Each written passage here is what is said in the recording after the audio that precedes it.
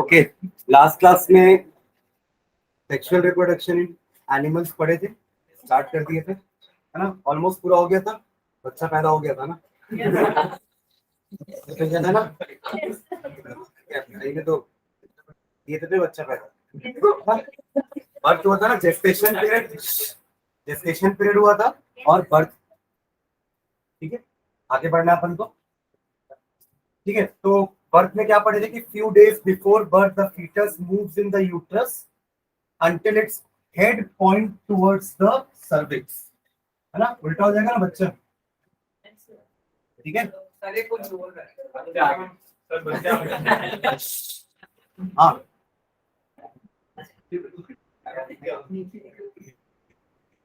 अरे ना, क्या हुआ? बोल बोल बोल।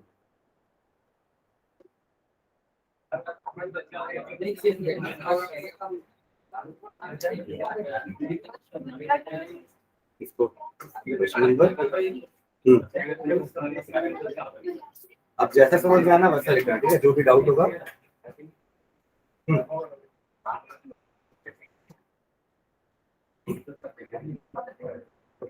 The child is born as a result of rhythmic contraction of muscles in the uterus. Contraction of muscular uterine wall force the fully grown fetus through the cervix into the vagina. ठीक है, हमने कुछ वो भी पढ़े थे ना, वहां से चेयर ले आना है, यहाँ से हमने कुछ हार्मोन्स पढ़े थे, ऑक्सीटोसिन, रिलैक्सिन, जो यूट्रिन वॉल में सेक्रीट होंगे ताकि बच्चा जो है आसानी से बाहर आ सके। रुकना, वो चेयर लेके आ रही है, चेयर लेके आ रही है।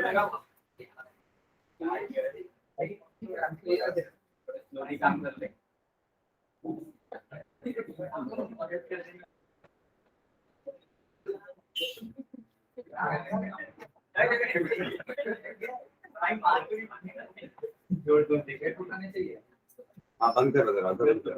हाँ, ठीक, चलो वापस आ जाओ। Contraction of the uterine and the abdominal muscle at regular intervals are called labor. ये भी अपन देखते थे, लेबर पेन होगा तब ले जाते हैं डिलीवरी के लिए। The cervix dilates, थोड़ा सा स्प्रेड होगा ताकि जो हेड है वो बाहर आ सके। एमनियन बर्स्ट होगा, डिस्चार्जिंग दैट एमनियोटिक फ्लूइड। यहाँ मैंने बताया था ना कि जो बच्चा है वो पानी नहीं पलता है, स्विमिंग वाला भी अपन बात किए थे, है ना? The repeated contraction of the uterus along with the contraction of the abdominal muscular forces the child out of the uterus through the vagina and the infant is born.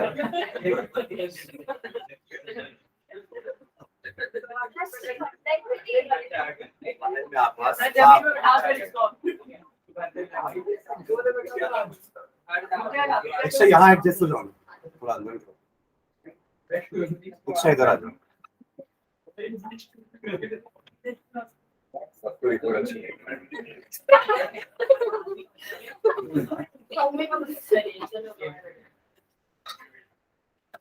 पूरा एडजस्ट तो उसमें आ जाओ, पीछे उधर।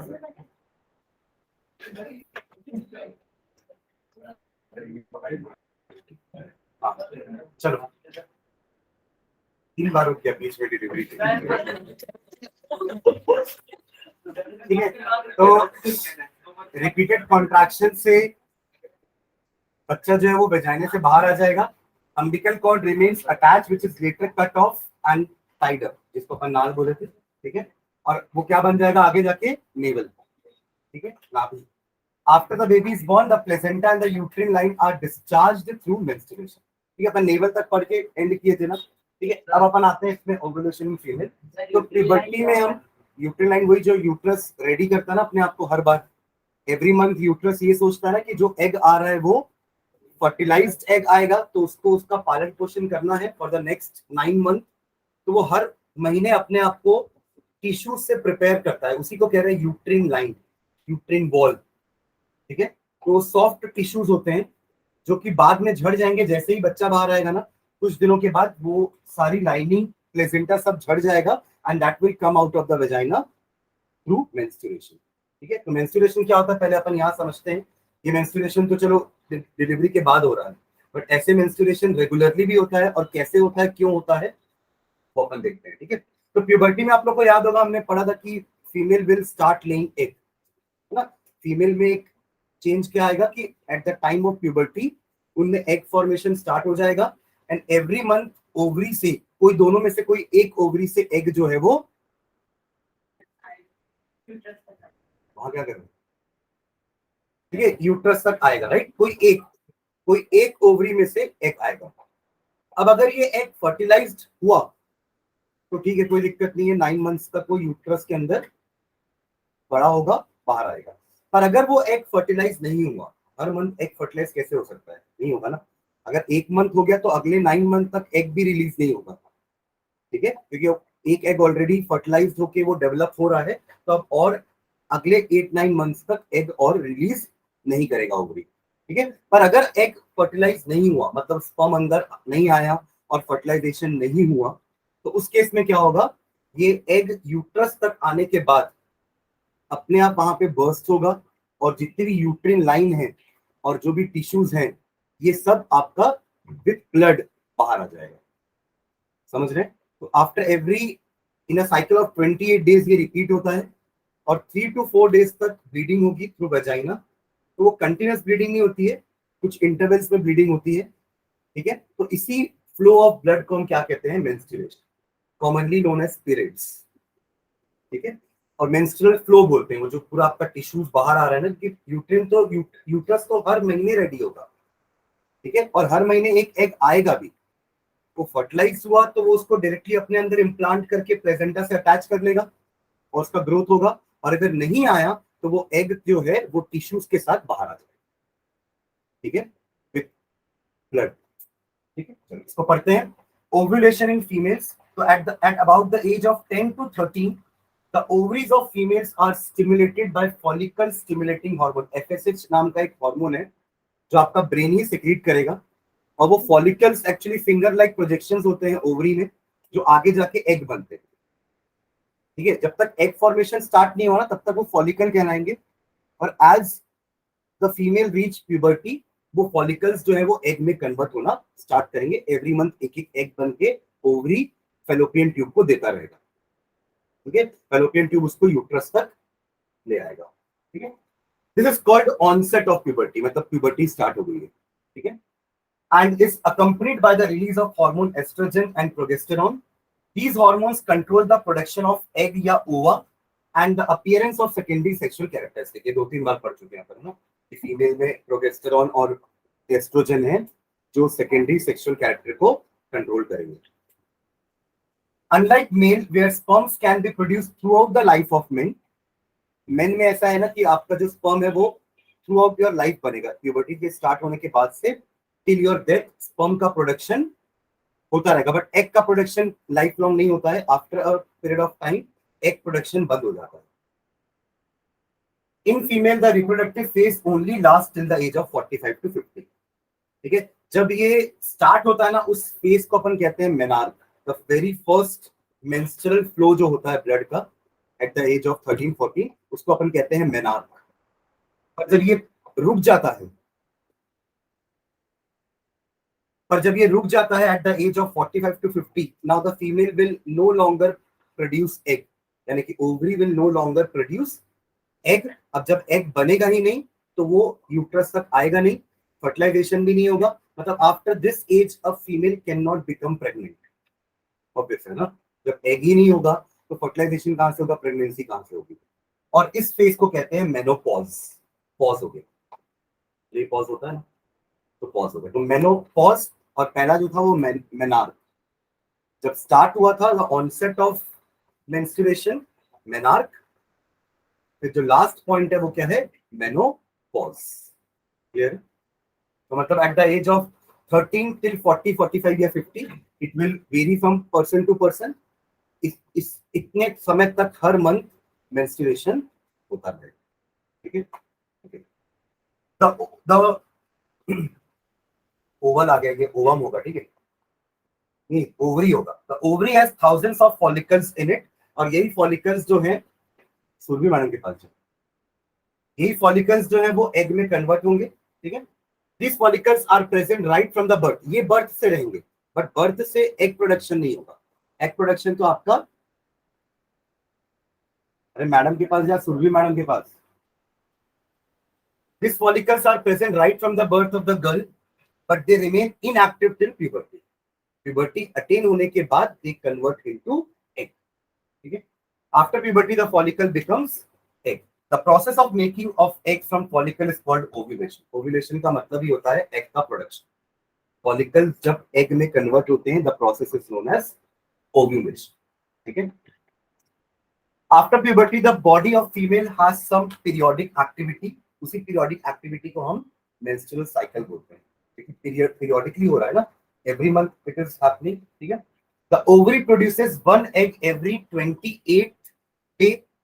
And the uterus prepare to receive the fertilized egg. मैंने बोला ना uterus हर बार अपने आप को रेडी करेगा फर्टिलाइज्ड एग रिसीव करने के लिए. उसको नहीं पता आने वाला एग फर्टिलाइज्ड है कि नहीं है, बट वो अपने आप को हर बार फर्टिलाइज्ड एग के हिसाब से ही प्रिपेयर करेगा. ठीक है.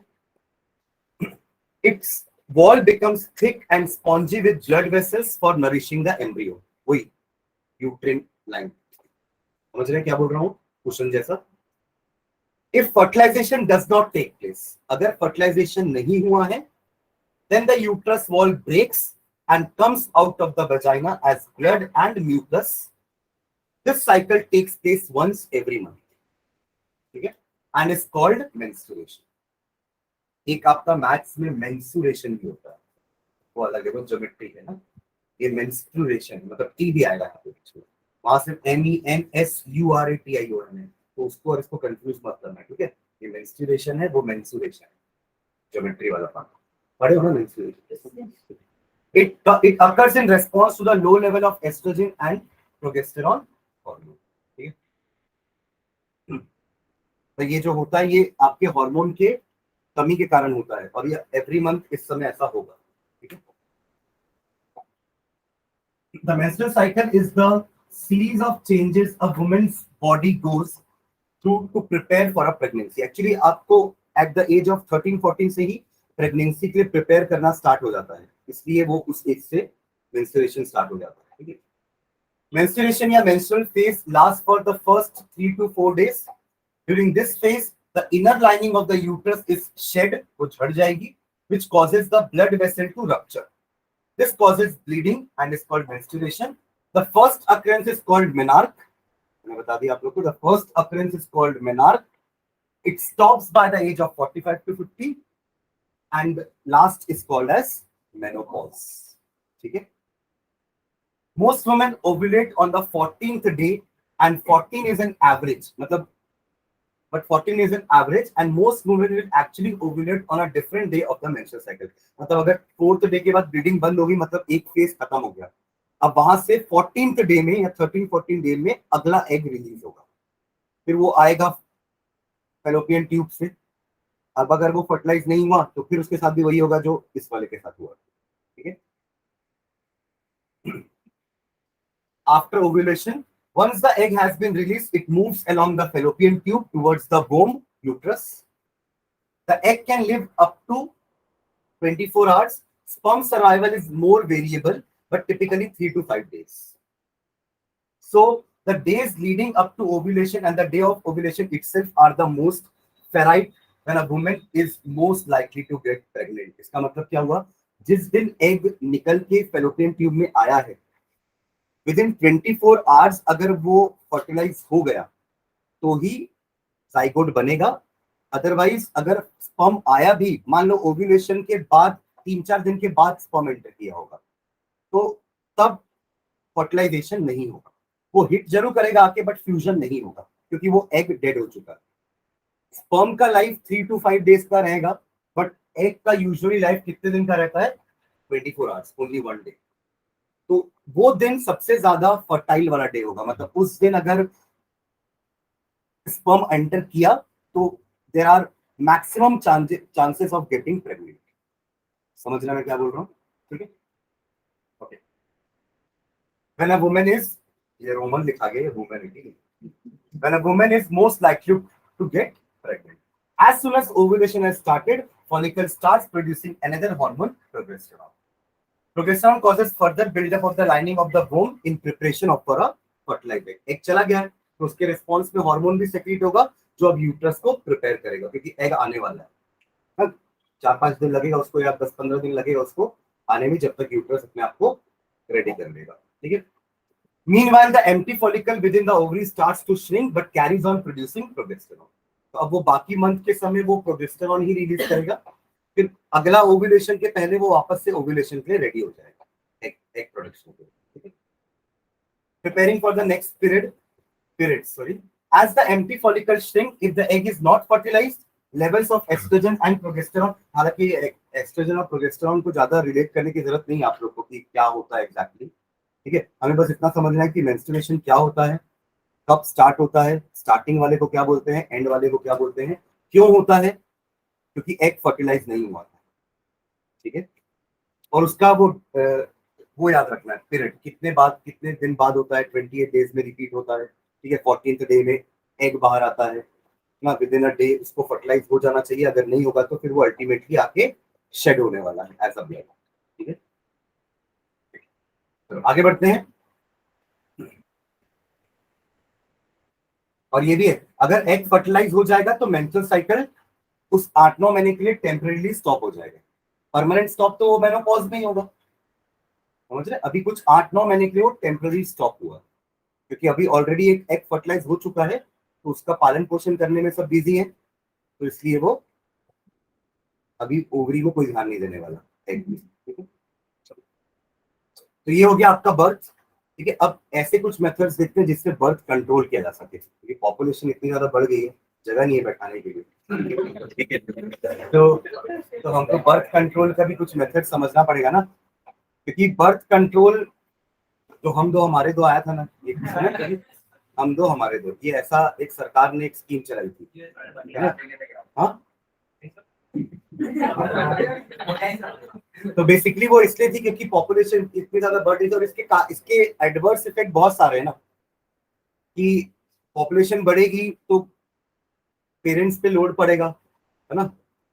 2 बच्चा है तो दोनों की एजुकेशन, दोनों का खान पीना, फिर दोनों की शादी, समझ रहे हो, और फिर नई पढ़ाई लिखाई अच्छे से किए तो दोनों को आगे भी पालना है शादी के बाद भी, समझ रहे हो, तो उन पे बर्डन पड़ेगा। अनएम्प्लॉयबिलिटी, ये भी एक कारण है। हाँ ठीक है, वो भी एक मतलब इनडायरेक्ट इफेक्ट है, क्योंकि देखो पॉपुलेशन बढ़ेगी, हर को गाड़ी चाहिए, हर कोई गाड़ी चलाएगा, है ना। पहले घर में एक एक गाड़ी थी, आज जितने मेंबर है ना उससे ज्यादा गाड़ियां हैं घर में, एक गाड़ी खड़ी रहती है, सब मेंबर एक एक गाड़ी लेके निकल रहे हैं, एक स्पेयर में खड़ी है गाड़ी। तो पहले ऐसा नहीं होता था, राइट। अब जितने मेंबर्स बढ़ रहे हैं आपकी रिक्वायरमेंट बढ़ रही है, हर चीज की रिक्वायरमेंट बढ़ रही है, तो अल्टीमेटली वो that will also lead to global warming also, कि आप इतनी गाड़ियां चला रहे हैं तो उससे कार्बन डाइऑक्साइड गैस निकल रही है, ग्रीन हाउस इफेक्ट होगा, ग्लोबल वार्मिंग होगी। ठीक है, तो फिर आप करे और बच्चे ऐसा अरे तो और भी तो चीजें हैं ना, मतलब पॉपुलेशन एक्सप्लोजन के बहुत सारे एडवर्स इफेक्ट हैं। एक मैंने अनएम्प्लॉयबिलिटी बताया ना आपको, इतने सारे वैकेंसी होते नहीं है जितने आपके पॉपुलेशन है, तो बाकी लोग तो आपके बेरोजगार ही हैं। हाँ, सब चीज का स्कैर्सिटी होगा। ठीक है, नेचुरल रिसोर्सेज का भी स्कैर्सिटी होगा। ठीक है, चलो, तो इसलिए बर्थ कंट्रोल भी समझना जरूरी है कि क्या होता है and what are the various methods by which we can control birth. ठीक है, तो इसको बोलते हैं कॉन्ट्रासेप्टिव मेथड्स। कॉन्ट्रासेप्टिव मेथड का मतलब ही होता है कि कैसे बर्थ को रोका जाए। ठीक है, तो birth control contraceptive methods are adopted to prevent unwanted conception and to have a sufficient gap between successive birth. Unwanted conception का मतलब ये कि आप बच्चा नहीं चाह रहे हो और बच्चा हो रहा है, तो कैसे रोके, that is what is meant by unwanted. ठीक है, तो मेथड्स क्या क्या है, देखो अलग अलग तरीके के मेथड्स होते हैं। कुछ होते हैं physical methods, there are some chemical methods, there are some surgical methods, जहां पे हम उन ट्यूब्स को ही पैक कर देंगे जहां से वो ओवम आता होगा, एग आता होगा या स्पर्म आता होगा। अगर स्पर्म ही बाहर नहीं आएगा तो फर्टिलाइजेशन होगा ही नहीं आगे। तो in this way also we can control birth. ठीक है,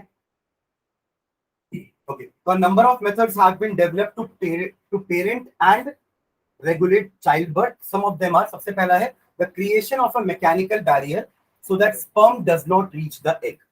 कुछ ऐसा मैकेनिकल फिजिकल बैरियर लगा दे ताकि इजेक्ट तो हो बट वो वेजाइना के अंदर ना जाए, और वहां ना जाएगा तो वो एग को फर्टिलाइज भी नहीं कर पाएगा। ठीक है, उसके लिए कॉन्डम्स ऑन द पेनिस और similar coverings bone in the vagina can serve this purpose.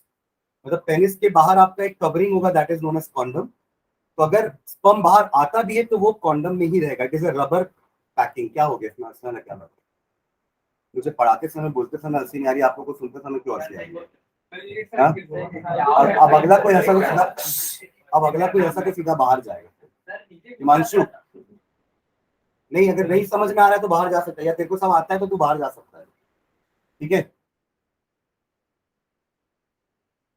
ठीक है। तो बाय कवरिंग द पेनिस, ताकि आपका स्पर्म जो है वो इजेक्ट तो होगा नो डाउट, बट वो वेजाइना के अंदर नहीं जाएगा, तो we can prevent this sperm to reach the egg. और अगर वो एग तक नहीं पहुंचेगा तो फर्टिलाइजेशन नहीं होगा। तो ये एक तरीका हुआ। ऐसी सिमिलर टाइप की कवरिंग वेजाइना के लिए भी आती है कि वेजाइना को कवर कर दिया जाए ताकि स्पर्म अंदर ना जाए। ठीक है, गेट बंद कर दो ना तो कोई अंदर नहीं आ पाएगा, बस वैसे ही। ठीक है, सेकेंड है ovulation and fertilization can be prevented by changing the hormonal balance of the body. It can be done by taking oral pills. मतलब फीमेल्स अपने पिल्स को लेके, मतलब दवाइयां आती हैं जिससे ओवुलेशन की डेट को आगे पीछे किया जाता है। तो जिस दिन एग रिलीज होना है ना, उस चीज को भी आगे पीछे करके हम ओवुलेशन को रोक सकते हैं, उसकी डेट एक्सटेंड कर सकते हैं। ठीक है, oral pills used by women contain hormones which alter the ovulatory cycle. ठीक है, एक्सेस में कभी लेना नहीं चाहिए क्योंकि अल्टीमेटली अफेक्ट्स अवर बॉडी। सबके साइड इफेक्ट्स होते हैं ना, हम बोलते हैं ना कि ज्यादा सर दर्द हो तो दवाई नहीं लेनी चाहिए क्योंकि सबके साइड इफेक्ट्स होते हैं। ठीक है, थर्ड है use of intrauterine contraceptive device, IUCD बोलते हैं इसको। इंट्रायूट्रिन मतलब यूट्रिन है, मतलब ये यूट्रस से रिलेटेड होगा ना। Intrauterine contraceptive device such as loop और कॉपर टी, ये भी एक तरह का मैकेनिकल बैरियर ही है जो आपके यूट्रस को कवर करके रखेगा ताकि आपका जो स्पर्म है वो अंदर ना जा सके। Are placed in the uterus to prevent pregnancy. The drawbacks with this device are bleeding and discomfort, क्योंकि ये अगर यूट्रस में लगना है तो हो सकता है अगर वो यूट्रस की बॉल में लग गया तो वहां से ब्लीडिंग हो सकती है, तो ये उसके ड्रॉबैक भी। ठीक है, इसके अलावा कुछ सर्जिकल मेथड है, दो मेथड होंगे, या तो आप स्पर्म वाले ट्यूब को बंद करो या तो आप फेलोपियन ट्यूब को बंद करो। तो दो सर्जिकल मेथड्स होते हैं। नसबंदी सुने होंगे कभी, हिंदी में नसबंदी बोलते हैं उसको, है ना। आपने उस नस को बंद कर दिया जहां से वो स्पर्म आ रहा है या एग आ रहा है। ठीक है, तो surgical method, if the vas difference, ये बहुत महंगा वाला नाम ना, वास डिफरेंस किसका था ये नाम? स्पर्म का। If the vas deferens in the male is blocked, sperm transfer will be prevented. आप स्पर्म को बाहर आने से रोक लोगे। ठीक है, the procedure is called vasectomy. इसको क्या बोलते हैं? सर्जिकल प्रोसेस को क्या बोलते हैं? वेसेक्टॉमी। और एक होता है ट्यूबेक्टॉमी, वो आपका इसके लिए होता है, फीमेल के लिए। If the fallopian tube in the female is blocked, the egg will not be able to reach the uterus. दोनों कराने की जरूरत नहीं। समझ रहे मैं क्या बोल रहा हूँ? अगर मेल ने वेसेक्टॉमी करवा ली है तो फीमेल को ट्यूबेक्टॉमी कराने की जरूरत नहीं है ना। है clear? The procedure is called tubectomy in female. ठीक है, in both cases fertilization will not take place. Surgical methods can be used to create such blocks. ठीक है, तो ये आपके सारे मेथड्स हो गए जिससे अपन, एक और होता है जो आप लोग जैसे टीवी सीरियल देखते होंगे तो अबॉर्शन वर्ड सुने होंगे ना। अबॉर्शन नहीं सुने? ठीक है, वो भी एक तरीका है बर्थ कंट्रोल करने का। ठीक है, हाँ, मतलब आप वो भी सर्जिकल मेथड ही है जहाँ पे आप जैसे बोलते हैं ना भ्रूण हत्या। इसमें देखो एक पॉइंट ऑफ टाइम के बाद वो खुद ही नहीं करते क्योंकि उस समय करेंगे तो फीमेल को भी डेंजर रहता है। ठीक है, तो वो एक पॉइंट ऑफ टाइम के पहले ही वो प्रोसीजर हो सकता है। वो भी एक तरह का ऑपरेशन ही है जहाँ पे आप अल्टीमेटली उस फर्टिलाइज्ड एग को किल कर देते हैं इन द वोम इटसेल्फ। ठीक है, okay. Sexually transmitted diseases, STDs. During the process of reproduction, some diseases can be transmitted between males and females. अगर मेल या फीमेल में कोई ऐसी डिसीज होगी, it can transfer through sex. ठीक है, those diseases are called sexually transmitted disease. The best example, AIDS. ठीक है, तो शॉर्ट फॉर्म क्या है? STD, sexually transmitted diseases. AIDS acquired immune deficiency syndrome, it is caused by a virus name HIV. इसका full form human immuno deficiency virus. Basically उस बीमारी में होता क्या है ना, आपका पूरा इम्यून सिस्टम खत्म हो जाएगा। इम्यून सिस्टम जो आपको छोटी से छोटी बीमारी से ही बचाता है ना, वो आपका पूरा डिस्ट्रॉय हो जाएगा, मतलब वो काम करना बंद कर देगा। तो अगर आपको बुखार भी होता है ना, तो वो भी ठीक नहीं होगा अपने आप। तो वो बुखार भी आपको हो सकता है इतना ज्यादा बढ़ जाए कि आप उससे मर जाओ। तो ऐसे लोगों को बहुत आइसोलेटेड रखा जाता है ताकि इनको कोई किसी भी तरह का इन्फेक्शन या बीमारी ना हो। ठीक है। Other disease are gonorrhoea, syphilis and genetical heredity. ज्यादा अपन को डिसीज के बारे में नहीं पढ़ना है। एड्स का फुल फॉर्म, एचआईवी का फुल फॉर्म याद रखना। ठीक है। It damages the immune system of the human body. AIDS जो है, it damages the immune system of the human body. ठीक है।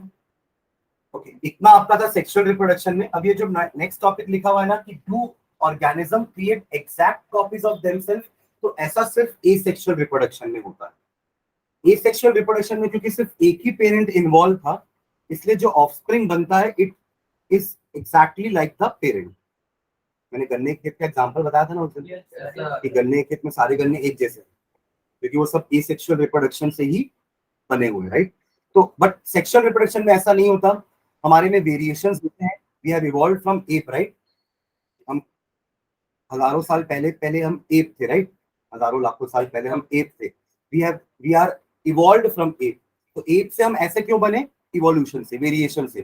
पहले उनके बॉडी में कुछ वेरिएशन आया, फिर जो अगली जनरेशन आई उनमें थोड़ा वेरिएशन आया, फिर वेरिएशन आया, वेरिएशन आते आते होमोसेपियंस हुए, मैन हुए, राइट। तो ये वेरिएशंस क्यों आए? क्योंकि हमारे में सेक्सुअल रिप्रोडक्शन होता है।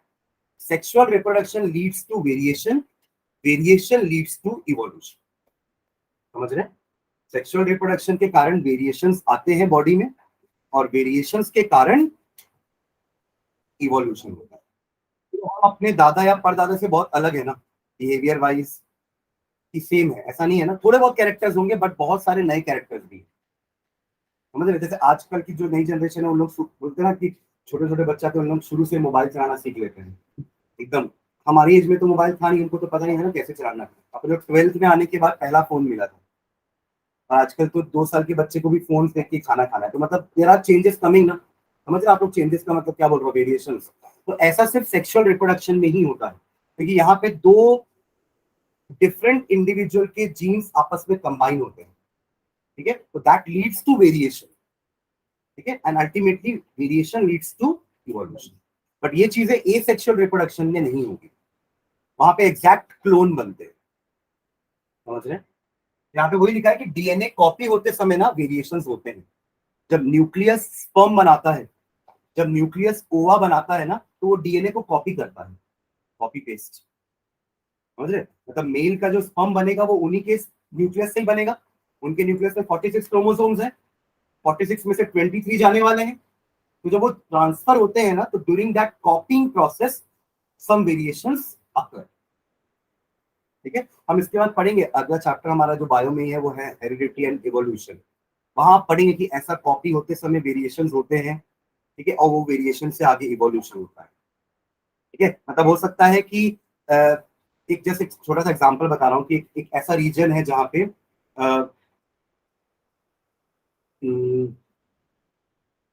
ऐसी थोड़ा पेड़ पौधे हैं, वहां पे बिटल्स हैं। बिटल्स होते हैं, लाल कलर के बिटल्स होते हैं, कीड़े होते हैं छोटे छोटे लाल कलर के, चीटे टाइप के, है ना। उनको क्रो जो है, कौवा, क्रो को कौवा ही बोलते हैं ना हिंदी में। वो दूर से देखेगा उनको, कबूतर किसको बोलते हैं? स्पैरो। ठीक है। तो कौवा ने उनको दूर से देखा, हरे में लाल तो दिख जाएगा ना, हरे पत्ती में अगर वो खाना खा रहा है बिटल, तो क्रो को दूर से दिख जाएगा कि वो लाल बिटल है, तो वो जाके उसको खा लेगी। ठीक है। तो ऐसा अगर हुआ तो पूरी रेड बिटल की जनरेशन तो खत्म हो जाएगी। समझ रहे? क्योंकि क्रोज इतनी सारी है वो उनको खा लेंगी।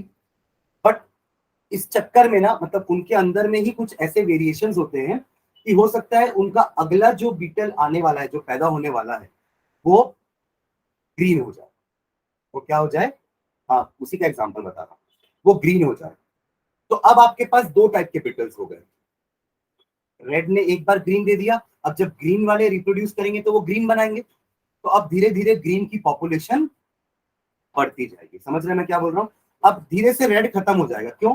क्योंकि अब दूर से रेड वाले तो दिखेंगे, ग्रीन वाले नहीं दिखेंगे। This is what is meant by evolution. Variations हुए, डीएनए कॉपी होते समय क्या हुआ? वेरिएशंस हुआ और इट लेड टू इवोल्यूशन। समझ रहे हैं? हाँ, हायरार्की तो अलग हो गया ना। हायरार्की का मतलब क्या? हायरार्की तो आपका लेवल हो गया, अलग अलग लेवल। यहाँ पे हायरार्की पे अपन बात ही नहीं कर रहे। ठीक है, क्लियर है ये? ठीक है, तो ये वाला पैराग्राफ मेरा वही लिखा, आप लोग पढ़ लेना इसको। ठीक है, एक पार्ट अपना बचा है शुरू वाला, दैट इज एसेक्सुअल रिप्रोडक्शन। अपन सेक्सुअल रिप्रोडक्शन प्लांट्स का पढ़ लिए और एनिमल्स का पढ़ लिए। Let's move on to asexual reproduction in animals and plants. ठीक है, where only one individual is involve. ठीक है, तो एसेक्सुअल रिप्रोडक्शन में सबसे पॉपुलर मेथड जो है वो क्या है? फिशन, जो आप लोग 8th क्लास में पढ़े हो, फिशन। बट वहां सिर्फ एक ही टाइप का फिशन पढ़ते थे, बाइनरी, कि एक अमीबा जो है वो 2 पार्ट में डिवाइड हो गया। ठीक है, तो अमीबा का भी डिवीजन कैसे होता है? पहले उसका न्यूक्लियस 2 पार्ट में डिवाइड होता है, उसको अपन कहते हैं कैरियोकाइनेसिस। कैरियो याद है? Cairo word, Cairo, eukaryotic, prokaryotic. Cairo का मतलब होता है न्यूक्लियस। जब भी जब सेल डिवाइड होता है ना, सबसे पहले न्यूक्लियस 2 पार्ट में ब्रेक होता है और फिर दोनों न्यूक्लियस थोड़ा थोड़ा साइटोप्लाज्म लेके 2 अलग अलग डॉटर सेल्स बन जाते हैं। This process is known as binary fission. क्योंकि वो 2 पार्ट में ब्रेक हुआ इसलिए it is known as binary fission. Clear है? पर अगर 2 से ज्यादा हुए तो उसके अपन कहते हैं मल्टीपल फिशन। ठीक है, एक बात में 2 वाला हो गया, एक पेरेंट सेल था, उसका पहले न्यूक्लियस डिवाइड हुआ, फिर दोनों न्यूक्लियस थोड़ा थोड़ा साइटोप्लाज्म लेके अलग हो गए। क्लियर है? मल्टीपल फिशन में क्या होता है? न्यूक्लियस अंदर डिवाइड हुआ, बहुत सारे अमीबा मिल गए छोटे छोटे, बट ये अभी बाहर नहीं आएंगे। ये पहले कंडीशन चेक करेंगे बाहर की, कि बाहर का एनवायरमेंटल कंडीशन कैसा है। ये नहीं मतलब जो भी पेरेंट है वो चेक करेगा ना, बाहर का एनवायरमेंटल कंडीशन कैसा है, क्या पानी भरपूर अवेलेबल है, क्या खाने पीने के लिए चीजें हैं, क्योंकि मेरे बहुत सारे बच्चे बाहर आने वाले हैं। अगर खाने पीने के लिए प्रॉपर नहीं होगा और अभी मैंने रिप्रोडक्शन कर दिया तो ये बाहर आके सब मर जाएंगे, इनको खाने पीने को नहीं मिलने वाला। That is known as unfavourable condition. और अगर उसको लगा कि हाँ खाना पीना भरपूर है, तो वो उसी समय अपनी एक वॉल जो बना के रखती है, इसको कहते हैं सिस्ट, है ना। वो पेरेंट जो है वो एक सिस्ट वॉल बना के अंदर बहुत सारे अमीबा को रखा हुआ है। जैसे ही उसको लगता है कि हाँ फेवरेबल कंडीशन है, वो अपनी सिस्ट वॉल को ब्रेक कर देता है और सारे अमीबा जो है वो हंसी खुशी बाहर आ गए। ठीक है, अब ये अपना मैच्योर होके बाहर अपनी जिंदगी जिएंगे। ठीक है, तो ये हो गया आपका fission. This is one method of asexual reproduction. ठीक है, अनदर मेथड इज, अच्छा इसका और पूरा वो प्रोसेस दिया हुआ है। ठीक है, साइटोकाइनेसिस जब साइटोप्लाज्म में डिवाइड होगा और कैरियोकाइनेसिस जब न्यूक्लियस डिवाइड होगा। ठीक है, ये वाला पेज आप चाहो तो स्किप कर सकते हो। इसमें क्या दिया है ना कि स्प्लिटिंग कैसी हो रही है, क्या लॉन्गिट्यूडनल हो रही है, ऐसे हो रही है या ऐसे हो रही है। समझ रहे हो? ब्रेक तो हो रहा है ना, और किस टाइप का हो रहा है। तो अलग अलग ऑर्गेनिज्म में अलग अलग टाइप का ब्रेकिंग होता है। इसको स्किप कर सकते हो, ये आपके एनसीईआरटी में है भी नहीं। ठीक है, तो इस पेज को आप लोग स्किप कर देना। सेकेंड मेथड में आएंगे। अच्छा सेकेंड मेथड वही पे करते हैं, नहीं। Second method fragmentation. फ्रेगमेंटेशन का मतलब क्या होता है? जब आपका एक ऑर्गेनिज्म अलग अलग फ्रैगमेंट्स यानी कि टुकड़े में बिखर जाए और उसका वो हर एक टुकड़ा एक एक ऑर्गेनिज्म बनाने के लिए केपेबल हो। समझ रहे मैं क्या बोल रहा हूँ? मतलब एक इतना बड़ा ऑर्गेनिज्म है, वो 3 पार्ट में टूट गया, मे बी एक्सीडेंटली या डेलिबरेटली टूट गया, तो उसके तीनों छोटे छोटे पार्ट्स एक वापस मेच्योर ऑर्गेनिज्म बना सकते हैं। इसको कहते हैं फ्रैगमेंटेशन। समझ में आ रहा है? ठीक है, इसका एक डायग्राम भी होगा। स्पायरोगैरा एक एल्गे होता है ना, ग्रीन एल्गे अपन देखते हैं ना, ग्रीन एल्गे इन वाटर, इसको स्पायरोगैरा बोलते हैं। स्पायरोगैरा में ऐसे ही होता है, अगर ये 2 पार्ट में स्प्लिट हो गया ना तो ये अपने फिर से इंडिविजुअल बनाएंगे। ठीक है, that is what is meant by fragmentation. ठीक है, ऐसा हाइड्रा में भी होता है। ठीक है, ऐसा स्टारफिश में भी होता है, बडिंग भी होता है और ये भी होता है। ठीक है, फ्रैगमेंटेशन भी होता है। बडिंग हाइड्रा वाला, ये हाइड्रा है। ठीक है, जिसमें उसके बॉडी से, पेरेंट की बॉडी से एक छोटा सा आउटग्रोथ बाहर निकलेगा जिसको अपन बल्ब जैसा आउटग्रोथ होगा जिसको अपन बड बोलते हैं, ठीक है। जब वो एक सफिशिएंट लेंथ का हो जाएगा तब वो अपने आप को पेरेंट से डिटैच कर लेगा और अपनी जिंदगी खुद जिएगा, ठीक है। तब तक वो पेरेंट के साथ अटैच रह के न्यूट्रिशन लेगा, ठीक है। हाइड्रा भी होता है ये, ईस्ट सिंगल सेलेबल है, yeast is a single cell fungi, yeast एक फंगाई है, ठीक है, which is a single cell fungi, it is a only single cell fungi. बाकी इसके अलावा फंगाई होते हैं, मशरूम है ना, पेनिसिलियम, ये सब आपके क्या होते हैं, मल्टी सेलर होते हैं। सिर्फ एक ईस्ट है जो आपका यूनिसेल्युलर फंगाई होता है। बाकी ब्रेड मोल्ड, अपन जो ब्रेड में जो फफूंद लग जाती है ना, ब्रेड मोल्ड बोलते हैं जिसको अपन, राइजोपस, उसका केमिकल, उसका नाम क्या है, राइजोपस नाम है, ब्रेड मोल्ड, ठीक है। ईस्ट, ठीक है। रीजनरेशन को आप एग्जैक्टली रिप्रोडक्शन नहीं बोल सकते, क्योंकि रीजनरेशन का मतलब होता है एक पार्ट का वापस आना। जनरली जो अपन लिजर्ड में देखते हैं ना, उसका अगर पूंछ कट जाती है तो उसकी पूंछ वापस आ जाती है, बट ऐसा हमारे साथ नहीं हो सकता कि मेरी अगर उंगली कट जाए तो उंगली वापस आ जाएगी। उसका कारण है कि रीजनरेशन ना सिर्फ सिंपल ऑर्गेनिज्म में ही होता है, and we are complex organism, ठीक है। तो कॉम्प्लेक्स ऑर्गेनिज्म में रीजनरेशन नहीं होता, हाँ रिपेयर और ग्रोथ होता है, वो भी ग्रोथ एक एज के बाद रुक जाता है, बट रिपेयर लाइफ लॉन्ग चलता है। रिपेयर का मतलब अगर कट लग गया तो कट ठीक हो जाएगा, समझ रहे, कहीं जल गया तो वो ठीक हो जाएगा, बट एक ऑर्गन कट गया तो वो ऑर्गन फिर से रीजनरेट नहीं होगा। कौन, ग्लैंड, हाँ ग्लैंड हो सकते हैं, ऑर्गन्स नहीं हो सकते। लीवर नहीं, लीवर भी जनरेट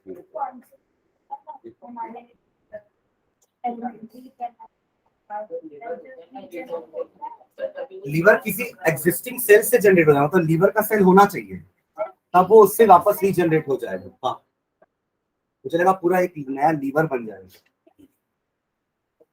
ठीक है। ये प्लानेरिया का रीजनरेशन दिखाया है कि अगर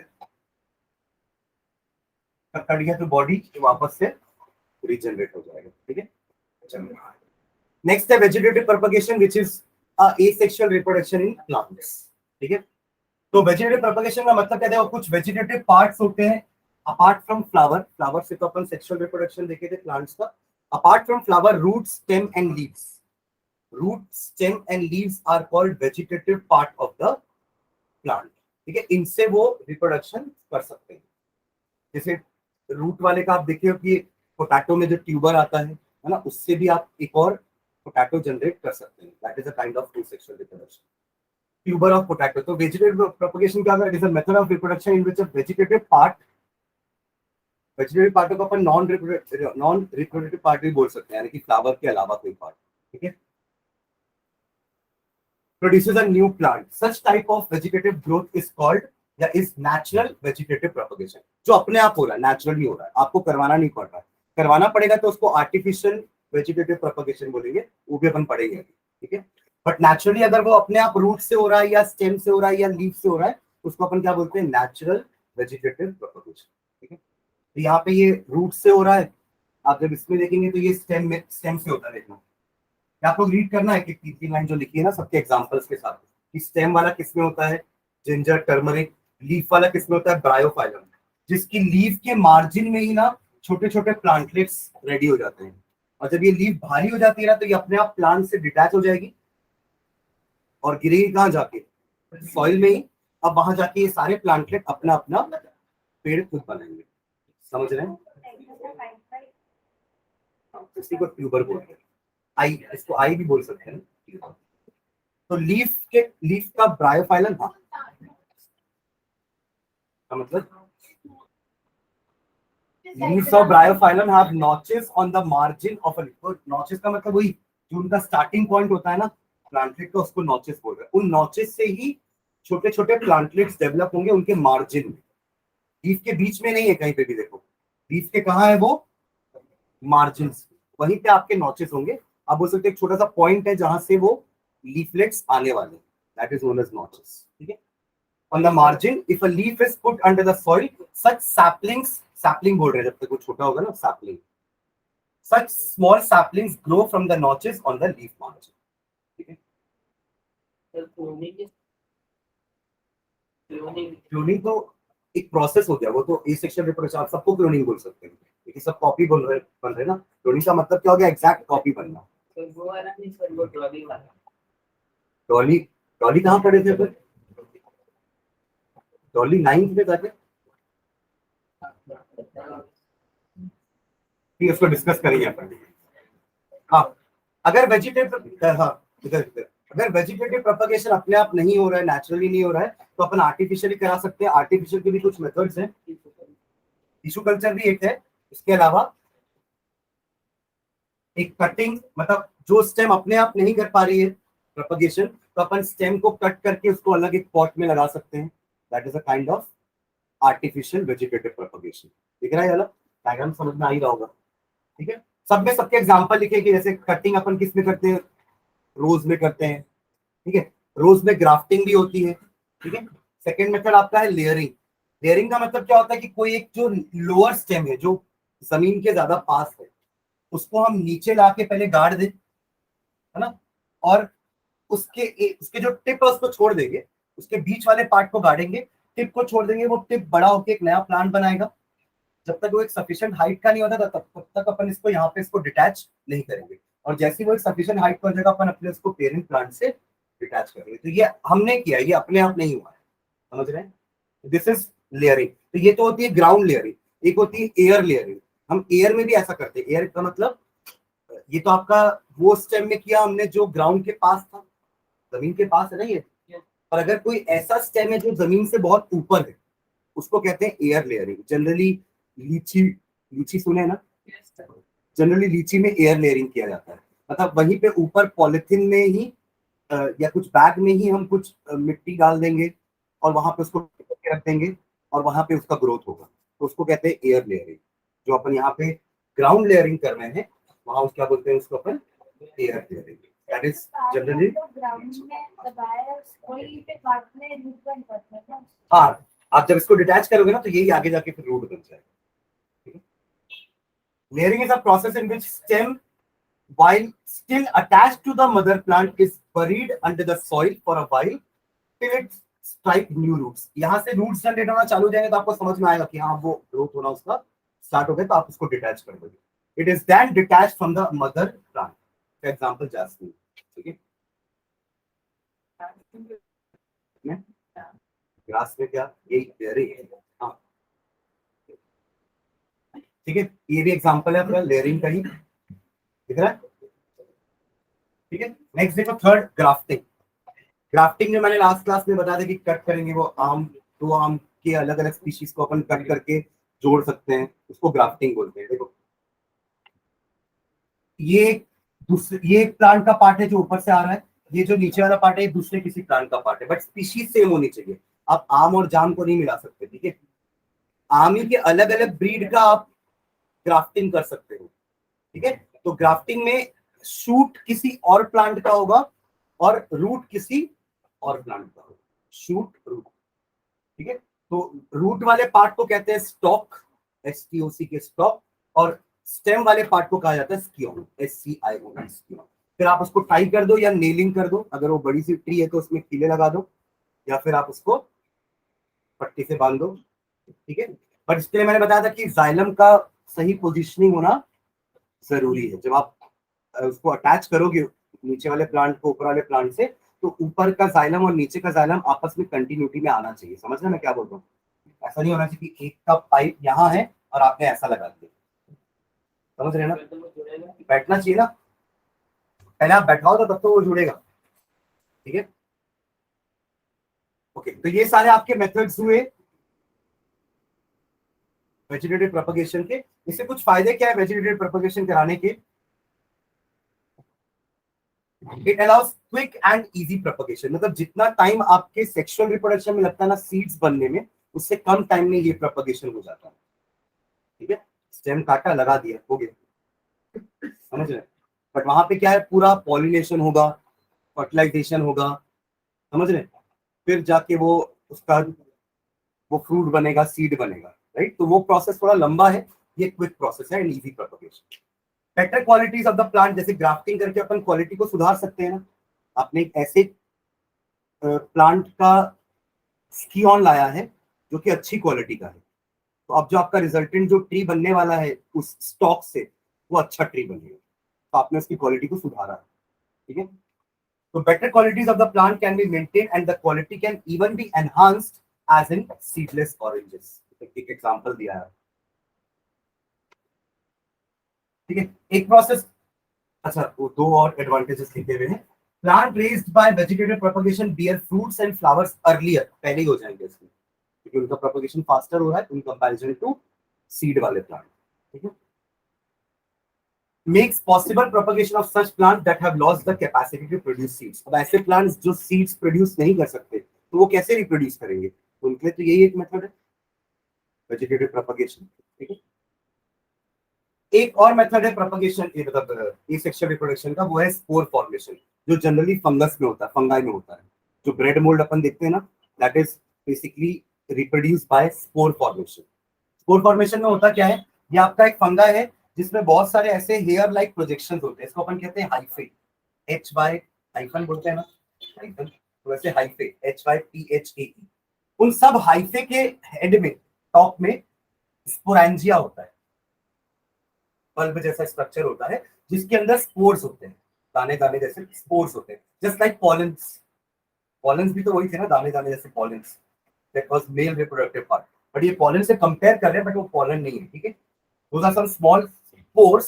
जब ये स्पोरेंजिया बर्स्ट होगा ना, तो वो पोर्स पूरे हवा में फैल जाएंगे। तभी हम लोग बोलते हैं कि एयर में भी फंगस या फंगा रहते हैं, पर जहां उनको कोई मॉइस्ट चीज दिखी, वहां जाके वो चिपक के और ग्रो करेंगे। समझ रहे? फंगस या fungi can live in all environment, वो हर एनवायरमेंट में रह सकते हैं, कितना भी ठंडी क्यों ना हो, कितनी भी गर्मी क्यों ना हो, एक रेगिस्तान क्यों ना हो, या वो कहीं पे एक आइस वाली जगह में क्यों ना चले जाए, फंगाई वहां पे सर्वाइव कर सकते हैं। बट उनका बेस्ट हैबिटेट क्या होता है? एक वार्म, डार्क और मॉइस्चर वाली जगह। तो जैसे कोई, कभी अपन जैसे गेहूं को पानी से दूर रखते हैं ना, क्योंकि अगर गेहूं में पानी लग जाए तो वहां पे फफूंद होने के चांसेस बढ़ जाते हैं, फंगस होने के चांस बढ़ जाते हैं। आपकी जो ब्रेड होती है उसको भी अपन फ्रिज में रखते हैं, ठीक है, ताकि उसमें फंगस ना लगे, ठीक है। तो ये बेसिकली जो राइजोपस अपन बोल रहे हैं ना, it is a bread mould. देखिए ब्रेड मोल्ड कभी, ब्रेड के आजू बाजू वाले एरिया में पूरा व्हाइट कलर का जो थोड़ा कॉटनी जैसा रहता है, कॉटन जैसा, अगर आप इसको ध्यान से देखोगे तो आपको रेसा रेसा दिखेगा उसमें, कॉटन जैसा रहता है पूरा।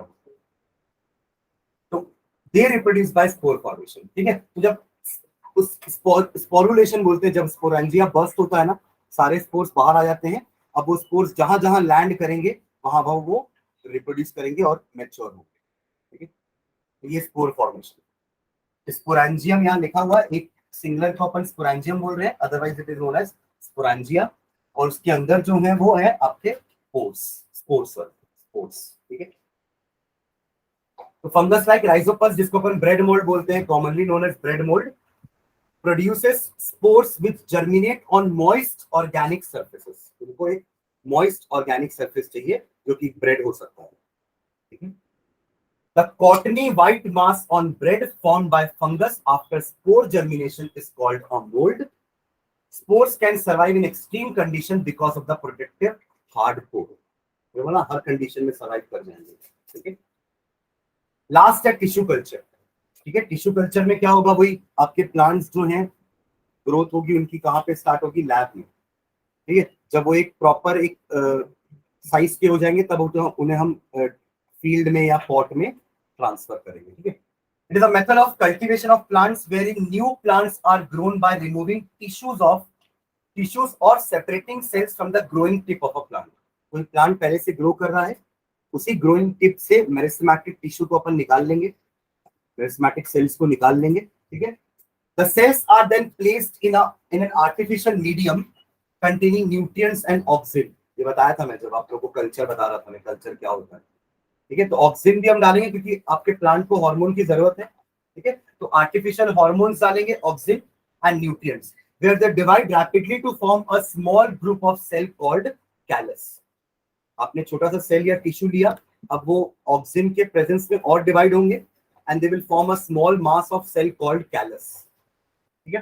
The callus is transferred to another medium combining hormones for growth and differentiation. और भी 3-4 टाइप के हार्मोन थे ना, साइटोकिनेसिस, एब्सिसिक एसिड, ये सब हार्मोन्स थे ना, तो हम अलग अलग एसिड, अलग अलग हार्मोन्स और डालेंगे, ठीक है. The plantlets are then placed in the soil. जब वो प्लांटलेट, छोटा सा प्लांटलेट बन जाएगा ना, then it is placed in the soil so that they can grow into mature plants. ठीक है. Using tissue culture, many plants can be grown from one parent in disease-free conditions. Disease-free condition क्यों बोल रहे हैं? मान लो उस field में कोई डिसीज फैली होगी, तो अगर वहीं पे आप ग्रोथ करवाओगे तो उनको भी डिसीज फैलेगी. तो आपने उनकी ग्रोइंग टिप ले ली और कहीं और लैब में ले जाके उनको ग्रो करवा ली. ठीक है. Using tissue culture, many plants can be grown from one parent in disease-free conditions. This technique is commonly used for ornamental plants. Oil palm, date palm, begonia, tomato, banana, apple, etc. are produced by this. ठीक है. तो ये आपका हुआ पूरा asexual reproduction. ये आपका tissue culture का फ्लो चार्ट बनाया है ना. पहले आपने टिश्यू सैंपल को स्क्रैप किया पेरेंट प्लांट से. Tissue sample scraped from parent plant. Tissue sample placed in अगर करके एक सॉल्यूशन होता है, अगर. ठीक है. उसमें ये सब ऑक्सीजन वगैरह हम डालते हैं, न्यूट्रिएंट्स मिलते हैं उस टिश्यू को. Growth medium containing nutrients and oxygen. ठीक है. फिर ये samples develop into tiny plantlets. जैसे वो प्लांटलेट बन गए, प्लांटलेट्स प्लांटेड इनटू कंपोस्ट, मतलब अपन फील्ड में उनको अब प्लांट करते हैं. ये इसका पूरा फ्लो चार्ट. ठीक है. उसका एडवांटेज वेरी लास्ट लिखा है, वेरी फास्ट होगा. ठीक है. Very fast growing technique. ठीक है. The plants produced using this technique are disease resistant. अपन देखिए डिसीज रेजिस्टेंस का, देखिए अपन ने उनका एनवायरनमेंट ही चेंज कर दिया ना. जिस जगह पे डिसीज फैली थी हमने उसको वहां से काट के दूसरी जगह पे ग्रो कराना चालू कर दिया. तो अपन ने उसका एनवायरनमेंट बदल दिया तो वो डिसीज फ्री रहेगा. Many plants can be developed from a single plant. एक प्लांट से काफी सारे प्लांट्स को अपन डेवलप कर सकते हैं उनके टिश्यूज को काट काट के. ठीक है. और इससे क्या है ना, थोड़ा सा अगर जगह आपके पास कम है तो आप लैब में थोड़े दिन तक ग्रो करा लो, फिर आप बाहर उनको ग्रो करवा लो. ठीक है. फाइनल लास्ट टॉपिक है आपका सेक्सुअल एंड एसेक्सुअल में difference. New individual is produced from a single parent in asexual reproduction, but यहाँ पे new individual is produced from two parents, male and female. It does not involve union of gamete. यहाँ पे gamete का fusion नहीं होता है, यहाँ पे होगा. The young ones are genetically identical to the parents, clones. ठीक है.